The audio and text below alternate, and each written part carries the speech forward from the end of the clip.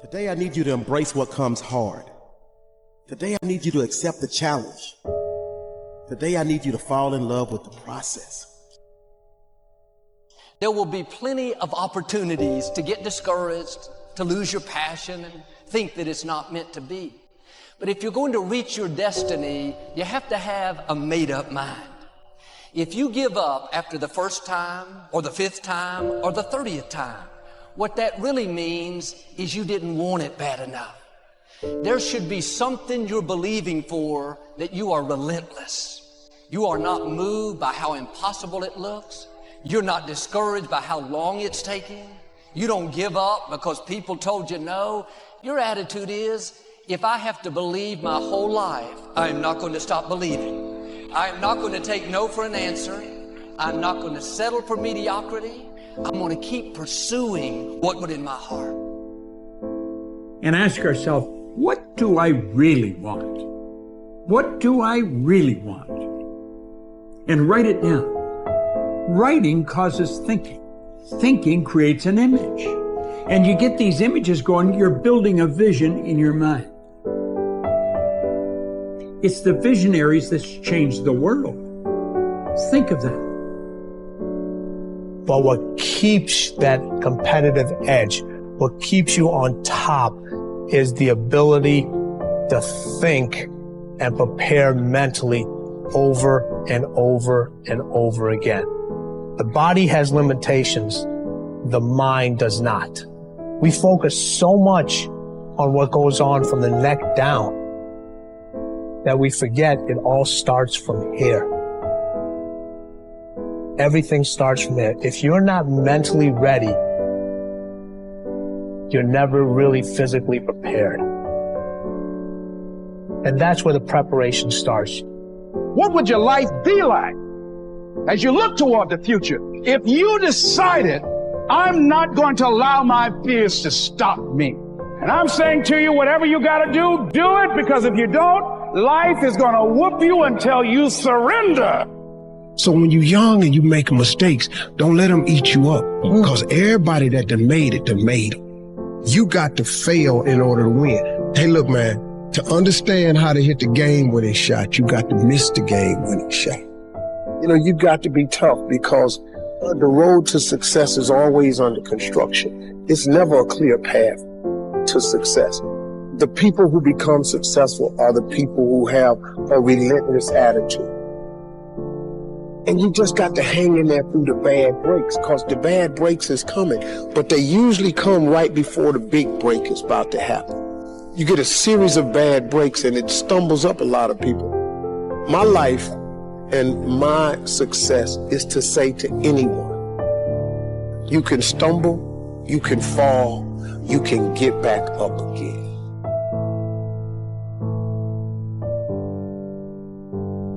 No matter what you face,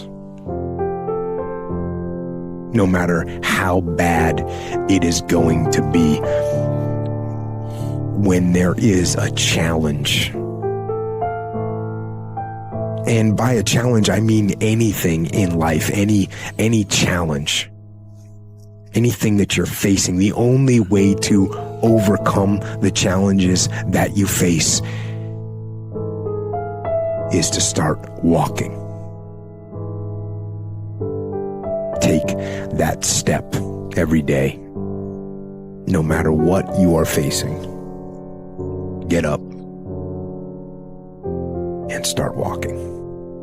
I have the ability to see the end before the beginning even begins. And what that means is I know that to get to the very end, I can see it right now. So before I went to Buds and I was losing all this weight, I saw myself walking across the stage at 191 pounds. That's what I had to get to get into the door. I saw myself 6 months, a year later, wherever it's going to take me to do it. I saw myself walking across that stage, getting that certificate of graduation from Buds. And I was able to be there at 300 pounds. And that feeling that I was nowhere near that feeling, I was able to put myself there 1,000,000 times every day. And that feeling of like, my God, that is going to feel amazing. That's what made me suffer That's what allowed the pain to be real and say, this is worth it. I want to feel for this next 18 months. It took me 18 months to finally become a Navy SEAL, to finally, just get through buds. 18 months, it's 6 months. It took me 18. That's what woke me up every morning was, I'm gonna put myself through this much pain and suffering for a few seconds. That's all it is. A few seconds of joy. It's so worth it, man. That's what people don't get. So I'm able to put myself at the finish line, even though I have no finish line, but at the finish line of an event before I even start to say, how are you going to feel at the end of this? Visualizing this is my biggest tool of life. That's why I've been able to put myself in cold water, put myself in a 100-mile race millions of times before I've done it. And I'm able to go through the race and see how I'm going to feel at mile 50, almost to the exact feeling. Right. So when it comes up, it's no surprise. It's no surprise. I've already done this a million times. I recommended the last time I was here the little book, Richest Man in Babylon, and I said I've lectured now to over 3 million people. Guess how many have actually gone and got this little book? Answer, very few. My best guess is 10%. Such an easy thing to do. This little book, number one, is easy to find. Number two, it's easy to buy. The most you can pay for it, $6, $7, $8. You can borrow that from your kids.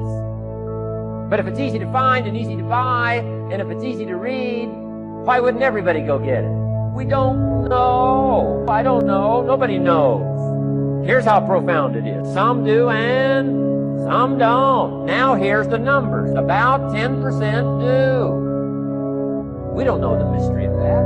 And I'm telling you, 10 years from now, those numbers will still be the same. The numbers don't change. Only the faces change. I used to belong to the 90% who couldn't be bothered even if it was easy. How many people have a library card? Answer, 3%. 97% couldn't be bothered. The guy specializes in happy hour, but he doesn't have a card.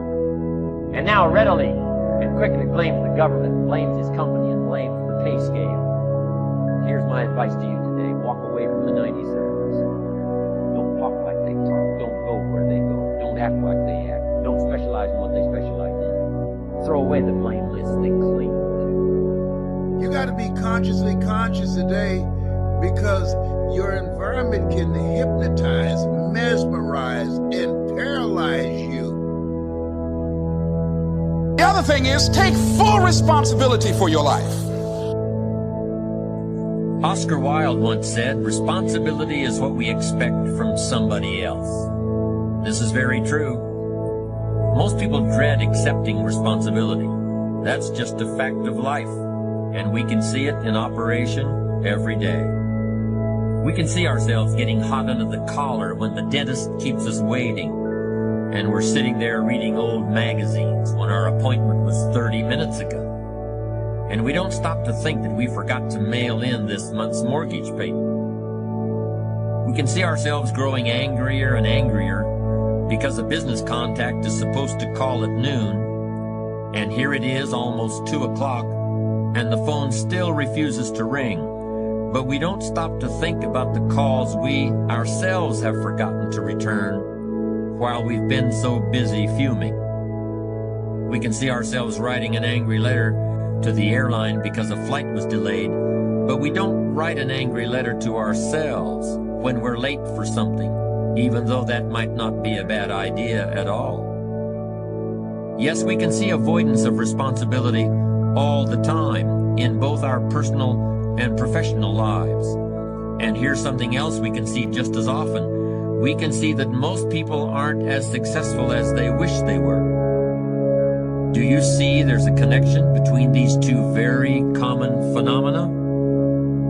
I certainly do, and by the end of this session, I hope you'll agree with me. I hope you'll understand that it's in your best interests to take responsibility for everything you do. But that's only the beginning. I'm also going to suggest that many times it's even best to accept responsibility for the mistakes of others, especially when you're in a managerial or leadership role. I can hear you saying, what? Accept responsibility for someone else's mess-ups? Why would I want to do something like that? Well, that's a fair enough question, and over the next few minutes, I'll try to answer it. One of my weak points in my personal life is I don't like technical stuff. So even though I have to be on Twitter and Instagram and Facebook, I don't care for that. So guess what? I find somebody who loves to do that. You know, I find somebody who has a strength where I have a weakness, and I partner with them. All you're trying to do is get to the goal. No one gets there by themselves. Everybody needs help. Now, when you know what you got going for you, be confident, not cocky. Managing your strengths, knowing what they are, and don't let nobody talk you out of it.